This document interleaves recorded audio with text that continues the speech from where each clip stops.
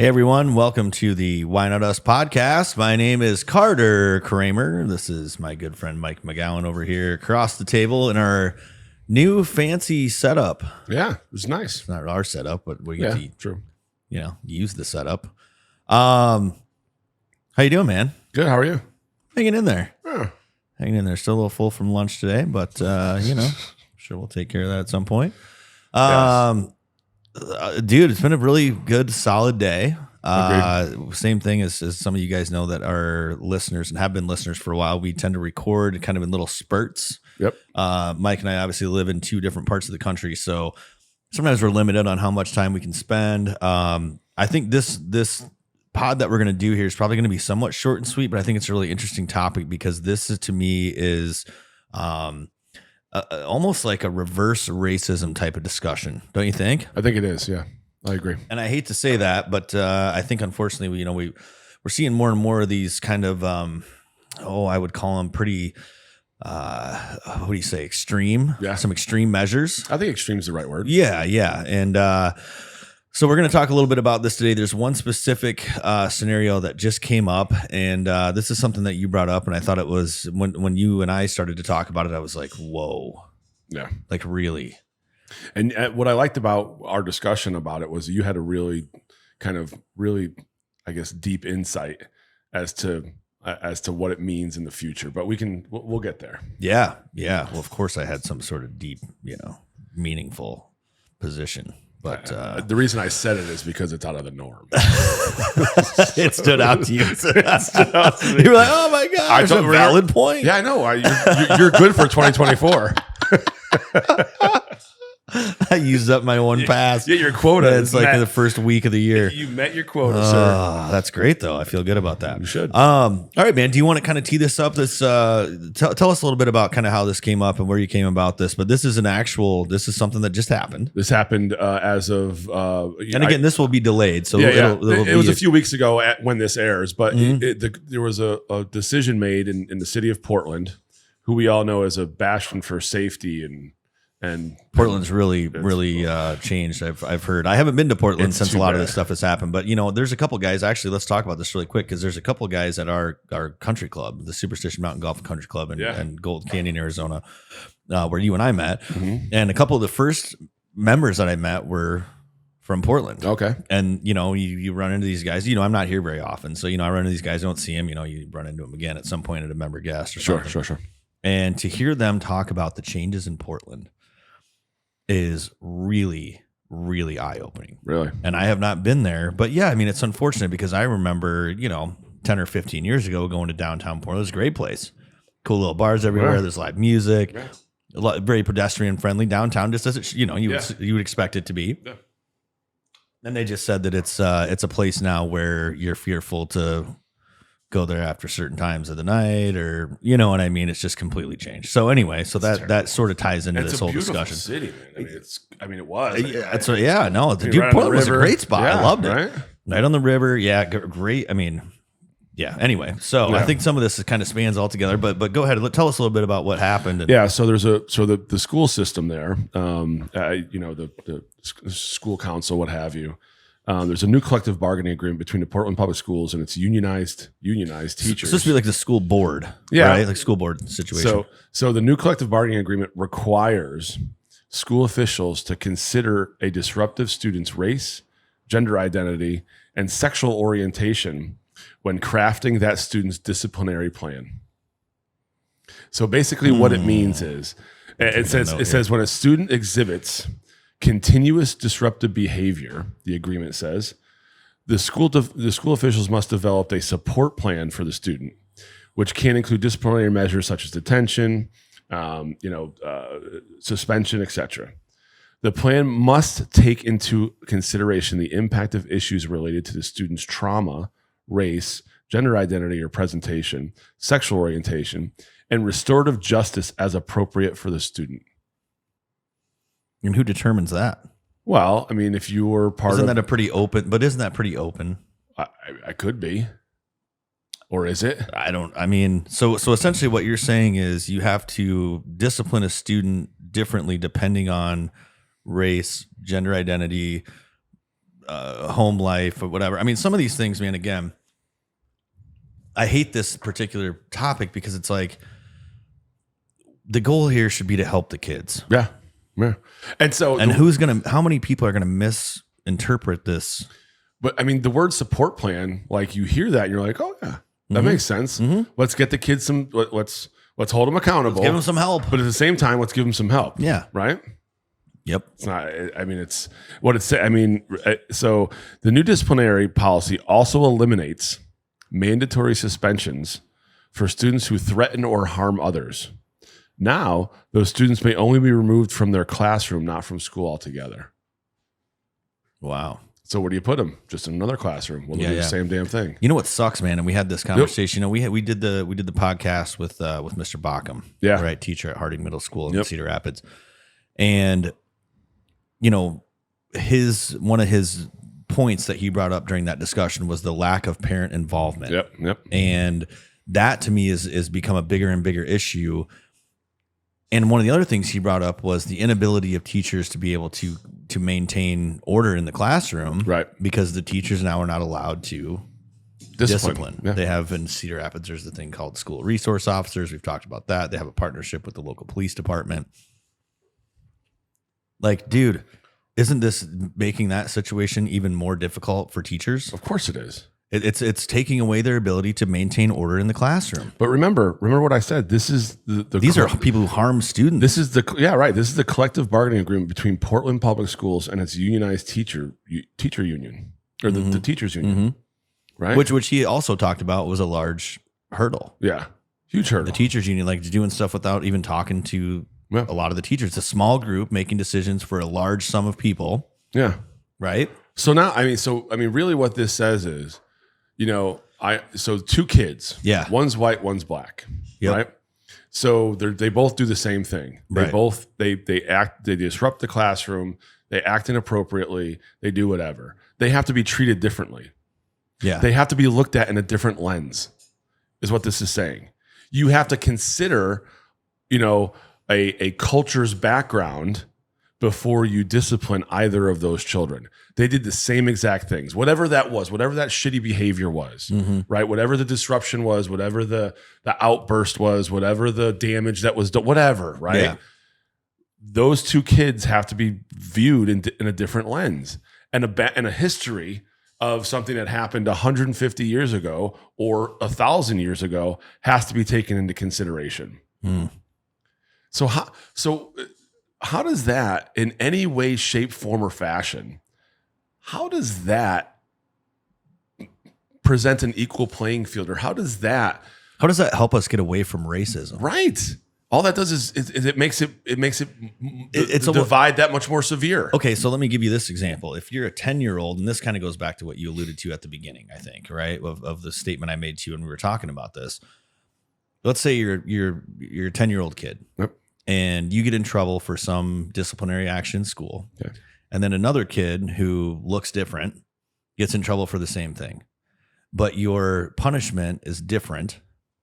Doesn't it create some sort of animosity? Of course it does. Some level of resentment? Of course it does. And that starts at the age of 10 or 6 or whatever it is, right? Dude, that's a very impressionable time in a human being's life. Do you agree? Yeah. Not only would I agree with that, and it is a very impressionable time in a kid's life, but it's also a time when they're not mature enough to understand why it's happening. That's right. They don't understand that even if the intentions of this are meant to be helpful. Correct. They see it on the surface level. Correct. Right? Yep. So crazy. When they see it on the surface level, right? What's a 10-year-old kid gonna do? React. Yeah. And react probably improperly. That's right. Right? Because they don't know the spirit of it. They don't know the intention behind it, which I think are both counterproductive and stupid, right? But you know, they don't understand it, so they're going to react. Yeah. And if they see someone being treated differently for doing the same thing. Yeah. Remember when we were kids and someone did the same thing that we did and their parents didn't punish them? Yeah. What did we say? Well, Dad, he didn't, so-and-so, you know, Johnny didn't get punished. Why are you punishing me? Right. Right? Like that's a natural, immediate reaction. Absolutely. And now if you have school officials, teachers, principals, vice principals, whatever, right? Yeah. You have these school officials, right. someone in a position of authority treating these people, these kids differently, it's going to bring animus to not only the other kid, but to the school, to the system itself, the teachers, the teacher. I mean, we see all kinds of violence toward teachers these days, and it's all on film, of course, because some TikTok influencer in the 7th grade is filming a kid beat the shit out of his teacher, right? But like, you know, it's just going to bring more animosity towards the school system, toward the principal, toward the teacher, toward the kind of the, what's the word I'm looking for? The establishment as a whole. Yeah. Right. Yeah. It's going to make that one kid who got punished more severely. It's going to make that kid hate the school system that much more, in addition to hating the other person that doesn't look like him. Yeah. Yeah. And what's interesting to me, man, is when you look at you know, some of the recent, I think I would call them, you know, maybe missteps. You know, we went through a situation in the last, let's call it, I'd say 30 years or 40 years in the United States where, you know, it was, there's too much racial influence and arrests and, you know, punishment with people getting arrested, too many people getting harsh consequences that maybe shouldn't be getting harsh consequences or consequences that don't fit the crime, we'll call it. Yep. And I think there's been a lot of things done to try to just to shed light on that situation. Right. And what we're seeing, in my opinion, now all of a sudden is like, you know, and I agree with that. I agree that was happening. Yeah. Right. I think that's very clear. Yeah. And I think that there was a lot of misunderstanding in how things were being handled in different parts of the country and different cities and different, you know what I mean? Yep. Now all of a sudden, dude, we've gotten to this point where this thing is like doing a 180. Yeah. And again, it's like, what is the actual goal? Are we going to help these children? Are we teaching them the right lesson by saying, hey, well, you're different, so it's okay. Yeah. Or, hey, your home life is different. And so, you know, we're going to get you like, or you believe you're a tree. You and I talk a lot about the fact that the level of accountability has dwindled, correct, I think, through generations. You know, it used to be that, I mean, and this is maybe a terrible example, but dude, I mean, you look, it wasn't very long ago that like men in a lot of cases, there was instances of suicide because they didn't want to be a burden. Yeah. Right. That was a generational thing, right? Where it was just like, hey, I don't want to be a burden to my family. You know, I'm past my prime, whatever. Maybe you have some, you know, you're terminally ill, whatever the case may be. Now there's like this complete lack of accountability where it's like, well, it's not my fault. It's not my problem. You know, somebody else did this and now, you know, I'm the victim. Yep. And I just feel like this whole situation just feeds into that. Don't you agree? It absolutely does. It's really disappointing. It is. And to back up your, you know, to what you said about the data disproportionately shows that. So according to data collected by Portland Public Schools in the 2022-23 school year, students of color were far more likely to be suspended or expelled than their white counterparts. Yeah. So this is a knee-jerk reaction. Yeah. Right. And do you fix what's wrong by adjusting the outcome, by softening the punishment, or do you fix the issue by adjusting the policies that got you there in the first place? Right. They don't tackle it on the front end. They always try to tackle it on the back end, which makes no sense at all. Yeah. If you want to change something, if you want to change behavior, right, change the incentives. Yeah. Don't change the punishment. Right. Well, dude, we talked about how like the state of Illinois, you know, removed several crimes from being punishable by incarceration. Right. And then we looked at those statistics in one of the podcasts that we did, and like car theft was up 133%. Yeah. Because now you're not incarcerated for carjacking for stealing a in car. the state of like, yes. What do you think's going to happen? Yes. And I feel so, again, you know, my heart goes out to these teachers who are trying so hard. Many teachers in the country, I believe, are there for the right reasons. They want to help the students. They want to be able to positively affect a child's life. Right. It's a huge deal, right? It's a huge deal.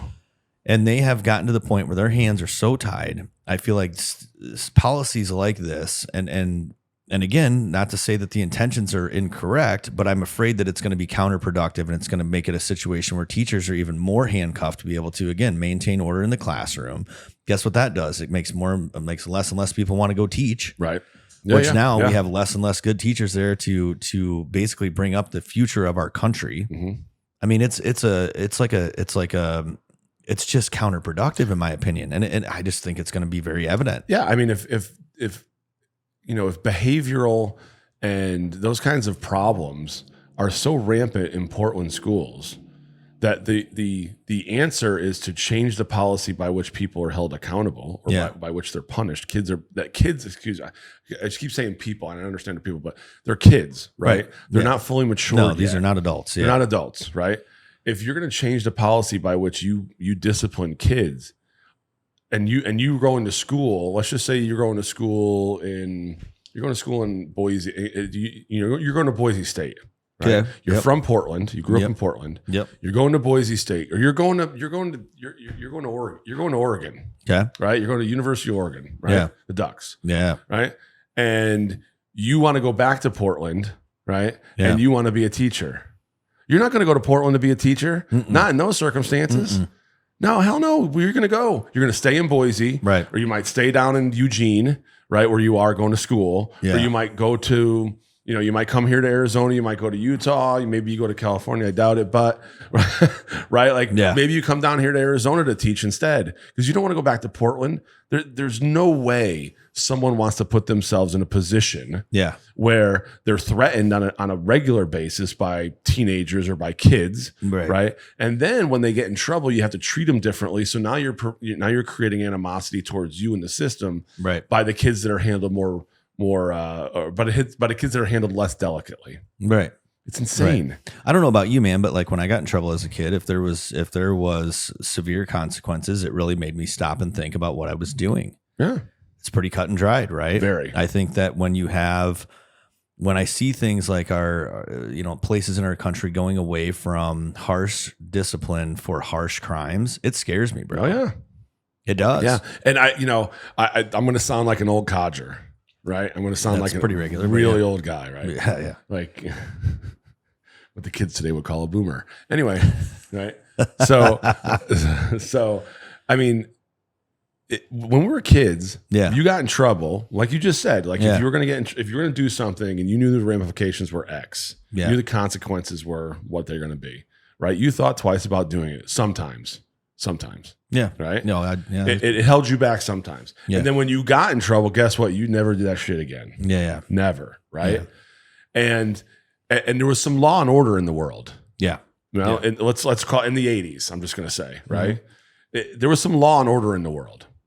But there's this entire contingent of a population right now that thinks that the 80s and the 90s, and I'm just going to stick with the 80s because the 90s wasn't great, but that think that the law and order that existed, the kind of, traditional American town or school system or whatever was so bad. Right. It was so bad. It marginalized people. It disenfranchised people. It made people into victims. It did all of these things. Right.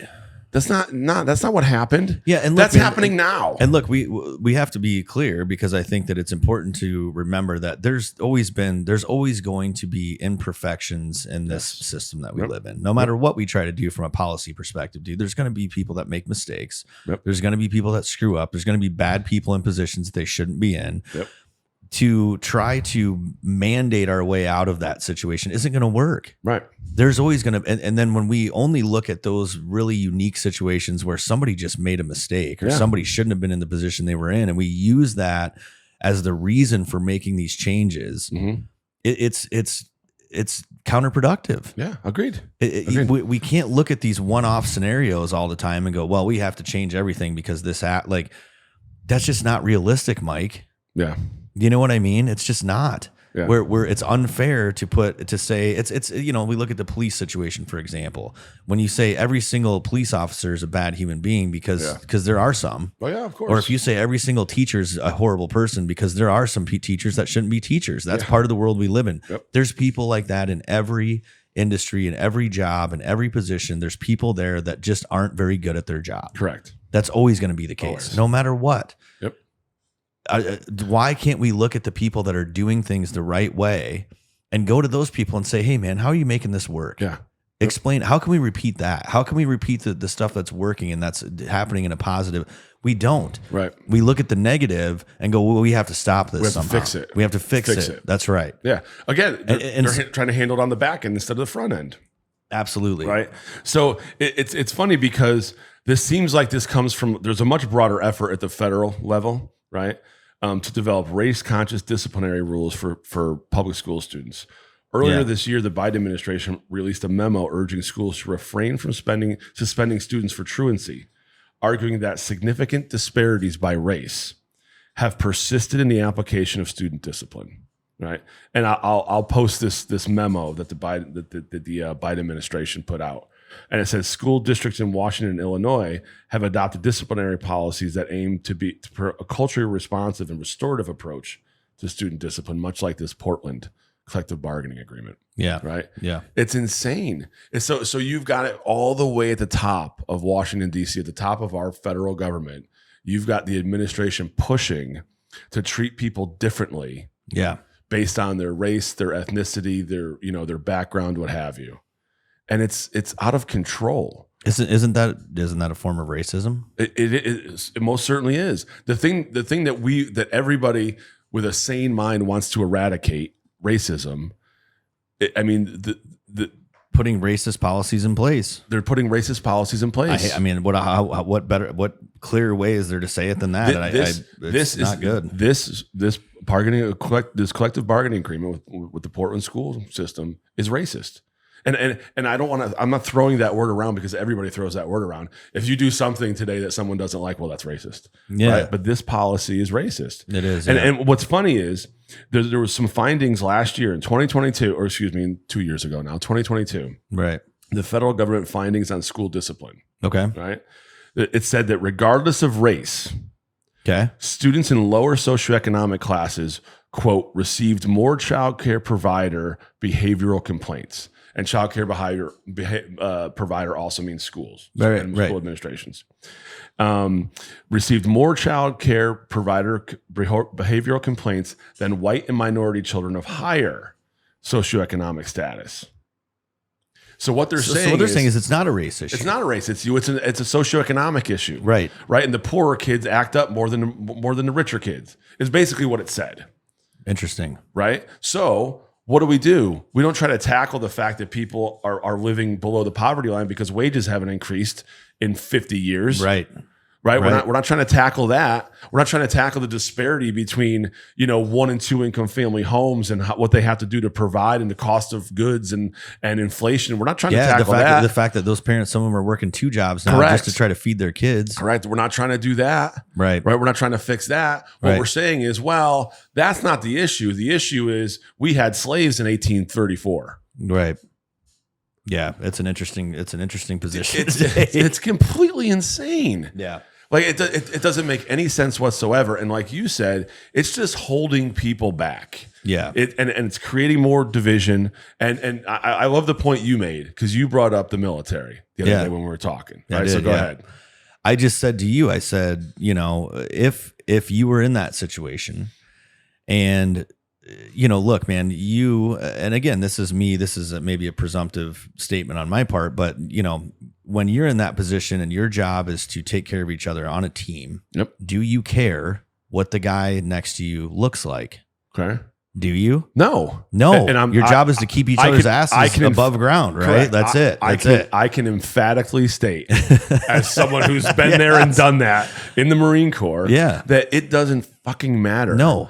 Who the guy next to you. Yes. I don't care if he's black, brown, pink, purple. Doesn't matter. It doesn't matter. Right. I don't care where he grew up. I don't care where he or she, went to school. I don't care what they're, whether they celebrated Christmas dinner or not. Right. Right. Like, I don't care. What I care about is that Marine is trained. Yes. Is focused, capable. Yes. Right. And has my back like I have his. Correct. Right. So now, that's all I give a shit about. The thing I brought up to you is that if you're in a situation, let's say in that state where, you go through and you do something that's wrong or you get punished, let's say, because you did something stupid, because we do sometimes, right?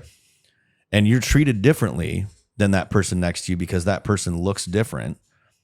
Do you feel the same way? I don't know. Do you treat that person the same way? I don't know. I don't know either, right? But I think it is when I've heard people talk about this situation with race, the best way to end racism is stop talking about it. Yes. Treat each other. We're all humans. Treat each other the same. We're just humans, dude. Everybody. Because I know if I was in middle school, let's just say, if I'm in 7th grade at Hillside Middle School in Naugatuck, Connecticut, right, where I went to middle school, right? I'm sure it was never the same. It was never the same.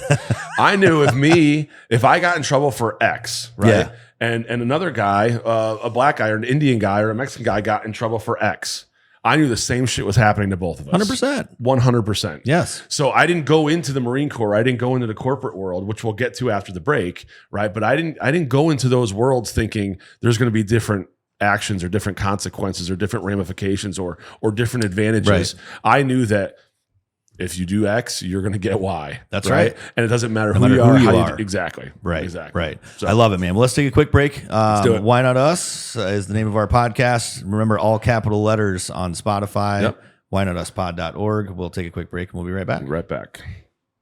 All right, everybody. Welcome back. Hey, we're back. Quick break. That was a quick break. That was a quick one. Yes. But I moved around a little, so I feel a little bit better. Yeah, you were up and agile. I wasn't. I was trying to respond to messages and people got my blood flowing. All kinds of stuff going on. What'd you say about you had someone let you know that they were watching or they were listening to a Why Not Us podcast? No, they were listening to the Joe Rogan Experience. Oh, really? Yes. And then a suggestion for them was Why Not Us? Yeah. Hey now. Hey. How about that? Who was it? I'm guessing a lot of our listeners. I don't remember who it was. I'm guessing that a lot of our listeners probably listen to Joe Rogan as well. Yeah. So maybe there's that's one of their subscriptions. Correlation. Yeah. Maybe. I don't know.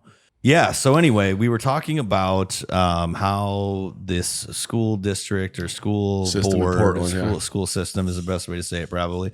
Put a policy in place to say, hey, the disciplinary outcome needs to be dependent upon race, gender, skin color, or whatever. Yeah. Or sexual orientation, or whatever, and home life situation, et cetera, and tailoring basically disciplinary action to each individual student separately, and we're talking about the fact that is that really productive, right, and helpful? But it's not in any way. It doesn't seem to me like it would be. I think it just it creates this division, even more so that hey, we're different, but are we different? Yeah, but and we're all just human, man. Yeah, why are we trying to draw these lines between people based on how they look, how they when we're talking about the same group of people is talking about how we need to alleviate all of these ties to these, to discrimination and things that have happened in the past. And yet here we are creating this discrimination in current policies. It seems very counterproductive to me. And you know what's funny is the media, feeds that narrative too. Absolutely. They do. Yeah. So I'm looking at a Washington Post, which is left leaning. As absolutely. We all know, right? Portland public schools must now consider race, gender identity when disciplining students. Okay, that's a pretty vanilla headline, right? Mm-hmm. But the picture that's right below it has kids in school, and I can see clearly 3 of them. I see an arm behind the one girl. Okay. I can't really tell, but all 3 of them are black. Yeah. So what you're doing as the writer of this, as the Washington Post, as a publisher of a newspaper organization supposedly reputable, right, is you're pushing that this is, you're giving people that image. So when you read Portland public schools must now consider race, gender identity when disciplining students, and then you put a picture of 3 black kids in school. Yeah. What narrative are you pushing? Yeah, that it's related to those kids specifically, and yeah, that's what you're doing. Yeah, absolutely. You're just feeding it and feeding it. And what you're telling a kid, and this is the internet. It's not rocket science. Any 13-year-old kid or 15-year-old kid or 10-year-old kid or whatever who has a phone, right? Yeah, can get on, look up this article, and if they see themselves or they see someone that looks like them, they go, "Oh, I should be treated differently."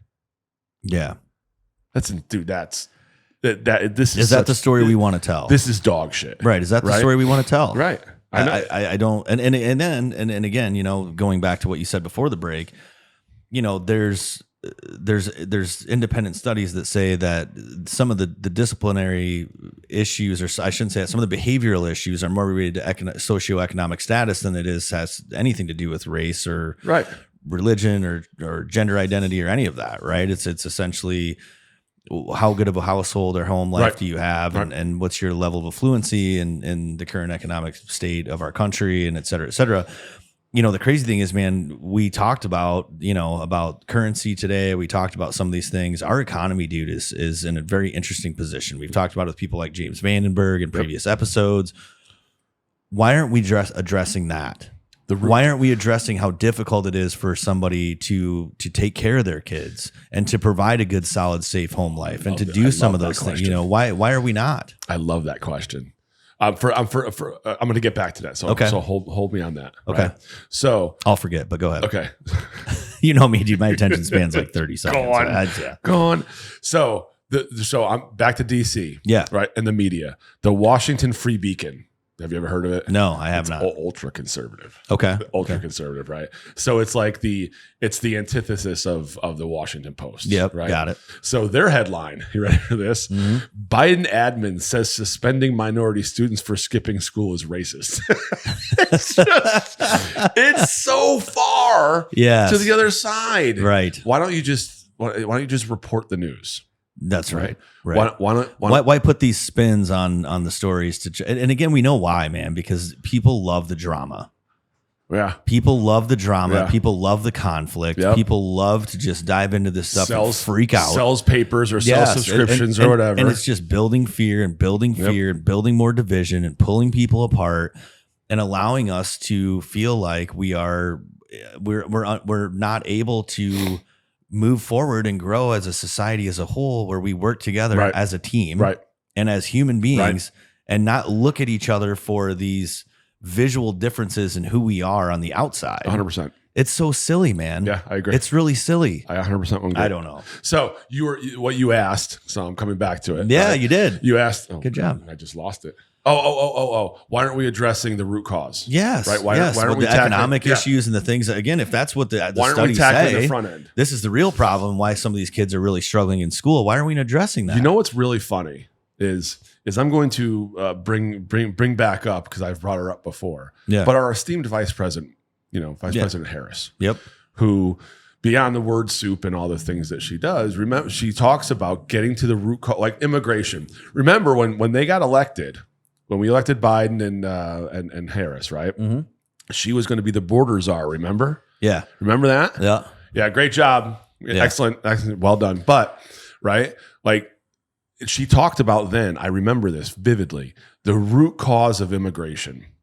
The root cause of immigration was the fact that where the people were coming from, they didn't have the kind of economic opportunity that they needed, so they would they'd flee that area, right? And they'd come to the United States. Yep. So let's attack the root cause. Now, if you remember, a year or two into that presidency, into the administration, she went on a school tour. Actually, it was recently. It wasn't a year or two in. It was like last year. Okay. She went on a campus tour. Okay. Right? Yep. And of course, as a Democratic VP, they're trying to woo the young vote, like the 18 to 25-year-old vote, right? Yep. And so she's doing this school tour, and she's going through, and some of these policies she talked about, or tried to talk about, because she's not very coherent or well spoken.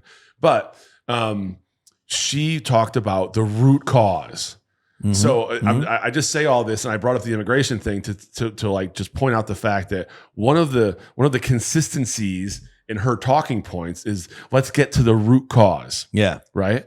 So she talked about the root cause of the education system, of problems in the education system, is that we're looking past the backgrounds of people when we decide to punish them, or the punishment, there's an imbalance relative to minority students, right? When it comes to discipline, or when it comes to lower grades, or when it comes to something. She pointed all of that out.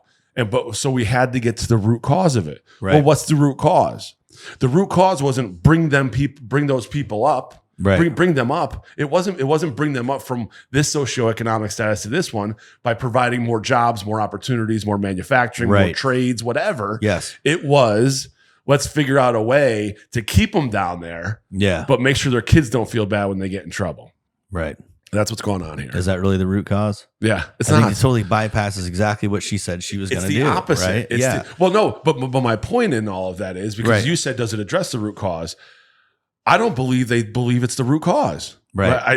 That sounded weird. No, but even though there's clear studies that say this isn't a race issue. No. This is a and look, man, we understand, and I understand when we talk about socioeconomic status, we talked about this earlier, in 1971, the ability to get divorced became easier. We have a very high divorce rate in the United States. There's way more single parent families and single parent homes, right? And again, man, when you think about, the cost of everything increasing, housing prices going up, cost of groceries going up, obviously you said gas has come back down some, but it got really expensive it's there. More than it was a year ago, 100% 2 years ago. Still. Yeah. Right.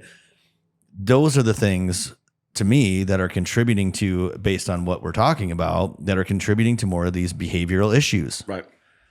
Are we addressing those things by saying, hey, we're going to just deal with the punishment after the fact? Is that the root cause? No, dude, it's reactionary, not proactive. Correct. We've got to stop this retroactive, let's try to put a Band-Aid on this thing after it's too late.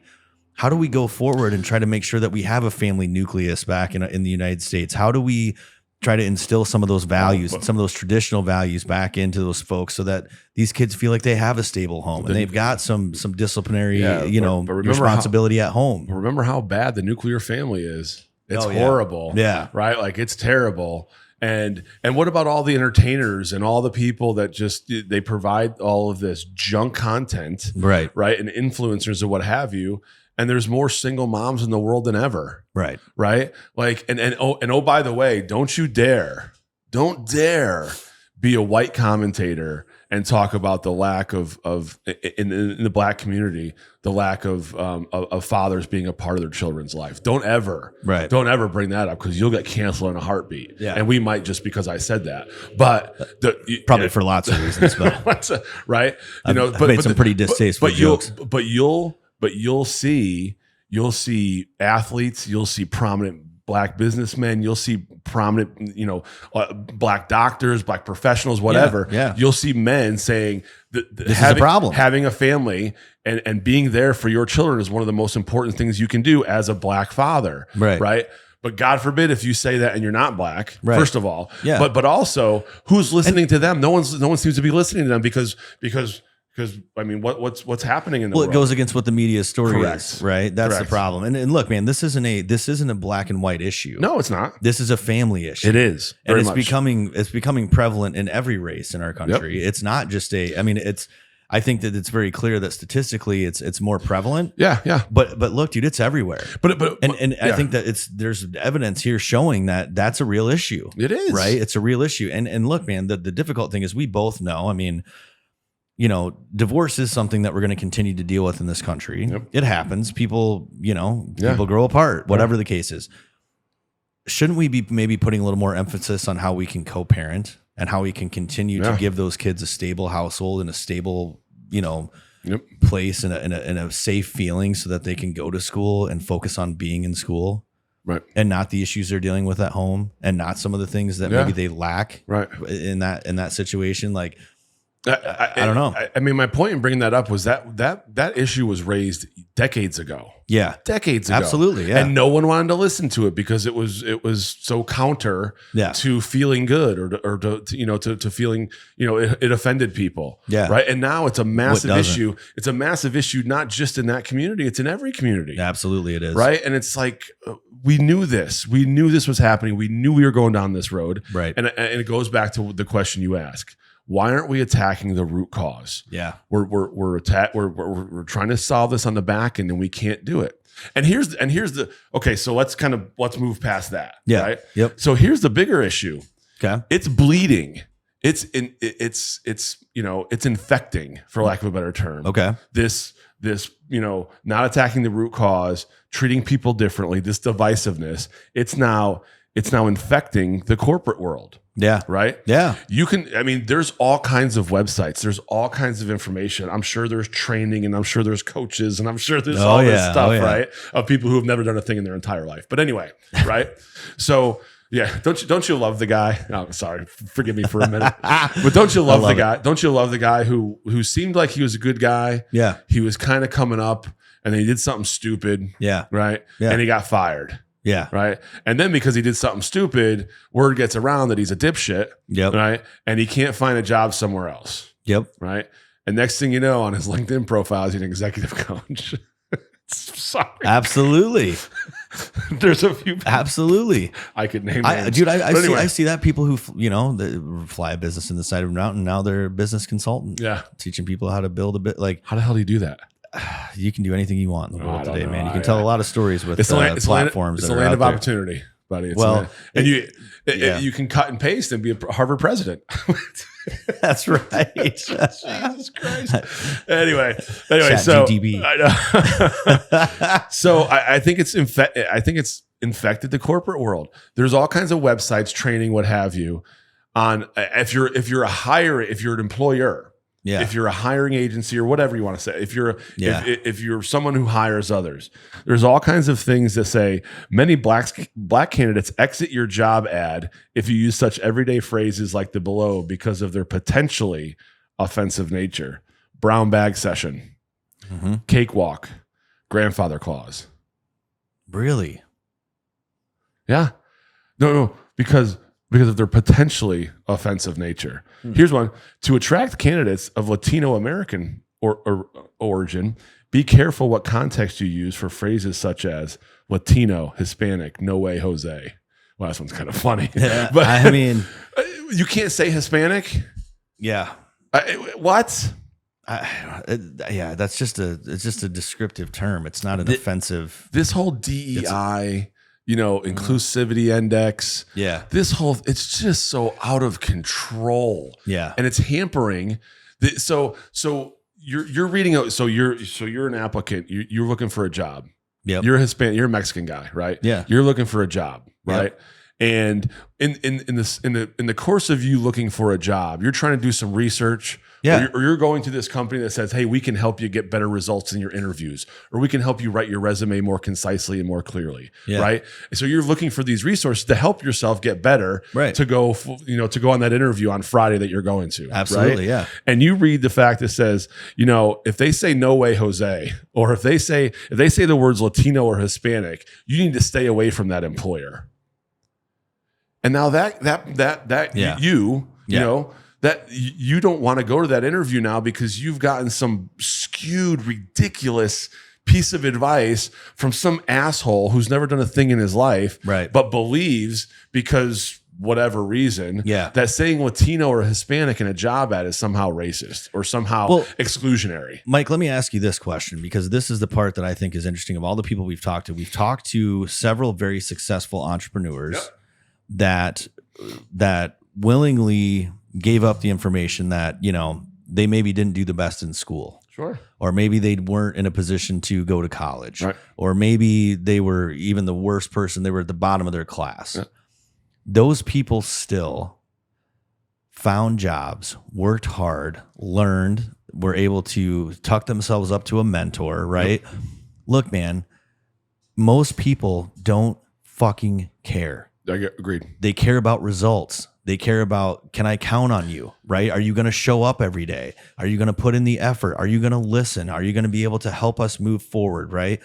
This idea that people are so evil that they're looking for these visual and to me, from what we've heard, I don't think a lot of that's real. A lot of that is this media push to put this fear in people. Okay, so that's a great point. So you owned a company, and hired and fired how many people? Hundreds. Yeah, it was right? quite a few. Yeah. I've been an executive in the tech space and in the financial services space for a decade and a half. Yeah, hired and fired tons of people. Right. Yeah, it's part of it. I don't care. I don't care when you walk in. Your resume doesn't tell me what color you are. No. Right. If I see your resume and your qualifications match up to the job that I'm looking for, I want to talk to you. I want to talk to you on the phone first. Right. Right. And I still can't see through the phone. Mm-mm. Right. I want to talk to you on the phone first. I want to do a quick screen. Right. And then I want to get you in as the hiring professional. I want to get you in, and I want to assess your abilities. Yeah. And assessing your abilities has nothing to do with the color of your skin. Now, it might have something to do with the way you're dressed, because if you come and dress like a scumbag, you're out. And again, dude, right? It's not just your abilities, but it's also, I think you have to take into account, like, hey, is this person a team player? Right. Is it all about them, or is it about the team? Right? Like, how do they position themselves in a group? Because a lot of times, man, in a team environment, you got to be able to be a positive part of a team. Yep. It's not about I. Right. And when people came into an interview and it was, how can I do this? I want this. I want that. I need this. It's like, dude, I don't like that, right? I don't know if that's going to be a good fit into a team environment. Those types of things mean so much more to me than what these people are focused on. And that's the part. It's like, why are we not teaching people that part, right? Some humility and some ability to come in and be a productive part of it and be a productive team member and be somebody that's willing to go out and have somebody else's back. Like, and willing to work for something and not think they just deserve it. That's right. And when I say not be entitled, right? And when I say assess their abilities, I mean exactly that. Yeah, I got you. See if they fit the office culture or the organizational culture. Yeah. Right. The organization's goals. Correct. Right. Yeah. See if they have the kind of mentality that will lead to productivity. Right. Right. See if they have the experience in a technical position or what have you, if they have the experience to actually do what they say that you want them to do. That's right. Right. If you want them to change tires on a truck, do they actually know how to change a tire on a truck? That's right. Right. They've got to be able to do the job. I know that's a stupid example, but no, you're right though. That has to be relevant. Right. There's got to be relevant skills to the job. Right. I mean, that's absolutely true. I just, like I said, man, my fear when you and I talked about this, and I said this to you, I'm like, I'm fearful that things like this are going to create a larger gap in this. They absolutely will. You know, and then we instill this in these kids that create this level of resentment at a young age. And we are going to watch this, to me, grow. So it's going to continue to make this situation that we're trying to fix worse, in my opinion, because we're blatantly showing kids, hey, well, you're different. Yep. You're different. And it doesn't matter. And so you in the before the break, you talked about, and I asked you, and you talked about the military, and I said, if you're in a fighting hole next to somebody, it doesn't matter as long as they're capable, right? That's right. Right. As long as they know what to do, how to do it, and then they're capable, right? Yeah. So think about it past the military or in the corporate world, right? If you're a kid and the kid beside you did exactly the same thing you did, right? Both of you are going to look at each other with animosity. And that's a great term. That's a great descriptor that you put out there. There's animosity there. Right. One way or the other. Yeah, dude, it creates resentment, all sorts of things, right? It goes both ways. So eventually one of those people, maybe, hopefully, is going to be a hiring manager or someone who's in the position to hire, right? And from that young experience at 10 years old, now in the corporate world, they're tainted. They're tainted, man. It's stupid. Right? This isn't the answer. It's not. And I'm fearful about where this is going to go. Yeah, I really am. And it's out of control because you've got a presidential administration, right? That put out this. Again, I'll put the link to this memo. Yeah, you know, and here's what it's called. Hold on. Let me see if I can pull this up quick. Yeah, the resource on confronting racial discrimination in student discipline. I mean, it's right here. It's the U.S. Department of Education Office for Civil Rights. U.S. Department of Justice Civil Rights Division, May of 2023, right? And, you know, language assistance and dear colleague, you know, I mean, this thing is 24 pages long. Yeah. Right. And you know, Title VI's protection from discrimination on the basis of race, color, national origin applies to all students, including students with disabilities, students who identify as male, female, non-binary, lesbian, gay, bisexual. You know, it has all of the language in here. Yeah. Right. All of the language in here that it's supposed to have, but it doesn't solve the problem. It doesn't address the issue. It doesn't get to the root cause. Yeah. It just provides more. It just cracks the door even further, right, for this kind of division. Let me read this to you because this is in this document that you sent, and I think this is actually interesting too. In recent years, educators, students, and families have faced extraordinary and unprecedented challenges in their schools and communities. As a result of the pandemic, students have reported stress, trauma, isolation, and lost learning opportunities with significant academic and mental health consequences. Yeah. What the hell does that have to do with race? Yeah, that has nothing.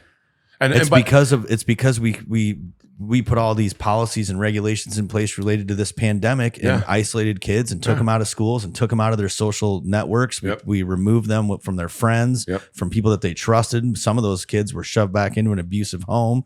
That has nothing to do with what this is talking about. Right. And who created the pandemic? Because it sure hell wasn't some disgusting wet market in China. I know. Well, we saw that today. Right. Did you see that article that was released today? And again, we're weeks behind, but finally, Dr. Fauci is going to get to sit down and have a little conversation with folks with Congress and talk about how that situation was handled. And there's a lot of people that feel pretty tainted, obviously, about how the situation was handled. And these are the types of things, Mike, when I talked about these things, about how this was, I saw how it affected my kids in school. Right. I'm sure you did as well. Yeah. There was a lot of changes. And when you talked about that as well, you were awful. It was like, if you brought up the fact that, like, I don't agree with this and what you're going to try to do to my kids. You were killing other people. 100%. Right. Now, all of a sudden, that has all been kind of redacted, and people are like, yeah, maybe we mishandled the situation. Yeah, but when people brought it up when it was happening, saying, I don't think this is right, they weren't allowed to be heard. But now it was swept away by the media, right? Yep. The media got in trouble for the administration got in trouble for communicating with these social media platforms and basically manipulating information that was available to us, right? Yep. So now let's sweep that under the rug. Yeah. Right. But because now it's race again, and then again. And because what happens? When even in their own documents, what's the default? It's race. Absolutely. And again, it's another way to create that division and keep that division in place. And that is the part to me that's really sad. It's very sad. You're 100% correct. So, all right, man. I think we are. That was, I hope that people kind of dive into some of this. And, this is another one of those things that we talk about of pay attention to what's going on in your kids' schools, right? Pay attention to what's going on in your local government. If you have a situation come up that you say, hey, ask for explanations, right? What is the real driving force behind some of these policies and some of these changes that are happening? The 90% of the time, man, I feel like they're again for the person that's putting that in place, not for the actual benefit of the people that are affected by the policy. Yeah, I think what you just said is at the outset of that is really, really important. If you're a parent and you have kids in school, know what the hell is going on. Be involved. Like, get involved in your kids' school. Ask them what they do. Ask them to see whatever handbook they get or whatever kind of. And look, Mike, it starts rules and regs and whatever else, right? In my opinion, it starts with being involved with your kids. Yeah, 100%. Talk to your kids about what's going on in school. Talk to them about what's the things that are going great in school and the things that are bothering them in school every day. Right. What's working? What's not working? I think too. There's I've had to deal with that situation with my own kids, right? Where it's there has to be an understanding about capability versus effort, right? I talk to my kids about that, right? Sometimes, kids just don't understand certain subjects like other kids. That's okay, man. They might need extra help. Maybe they need this. Maybe they need that. We have to do our best as parents to try to help them get what they need to be successful. Yeah. But there's also a situation where if my kid's just being lazy, now I'm going to handle that situation differently than I am if I know that they're just struggling with a certain subject or there's something that maybe they just don't do as well as they do. That's humans, right? I'm better at some things than I am at others. Right. Some things I can pick up really quickly. Some things I can't. That's just humans, I think, in a lot of cases. Right. Get involved with the kids, right? Talk to your kids about that stuff. Make sure that you understand how they feel about what's happening within their classrooms and with their teachers. And I know for a fact, man, that my kids have told me that it's become more and more difficult to focus in school because of some of the disciplinary issues that are happening. And this is in a small school in Iowa. Yeah. I can't imagine what it's like in some of these metropolitan cities and some of the other places where the classes are much larger. You know what I mean? It's tough, man. And again, my heart goes out for these teachers as well. And the more of these policies that get put into place that make it more and more difficult for teachers to do their job is going to have a long-term negative effect on all of our kids. Agreed. Yeah, I mean, I mean, my girls are, they're one's in high school and one's in middle school. And, I mean, we're kind of secluded out in the East Valley of Arizona. And, there's not a lot of that, but there's certainly stories that I get of this happening and that happening. And I think to myself, first of all, I think to myself, the kid's name was what? The second thing I think is that shit didn't happen when I was in school. Well, if it did happen, it was nipped in the bud. Yeah, but you know what I mean? And teachers had the ability to take care of things in the classroom. Right. And I think, unfortunately, we've taken that away. Agreed. And so, again, talking about root cause of some of these issues, I think we have to continue to remind ourselves what is truly the root cause and what is the purpose behind some of these things that are being put in place. Yep. Is it really to help these kids? Or is it for somebody to be like, hey, look what I did? Yeah. Agreed, man. It's an important thing to think about. So Why Not Us podcast? Why not us pod.org. Yes. And Why Not Us in all caps on Spotify. Check us out. Tell your friends. Thank you to Why Not Results. And Yeah. James Albert And it's like a tongue twister after you talk about the Why Not Us? Why Not Results, right? Thank you again. And I think we're good, man. Let's do it. All right, buddy. Take it easy. Appreciate you.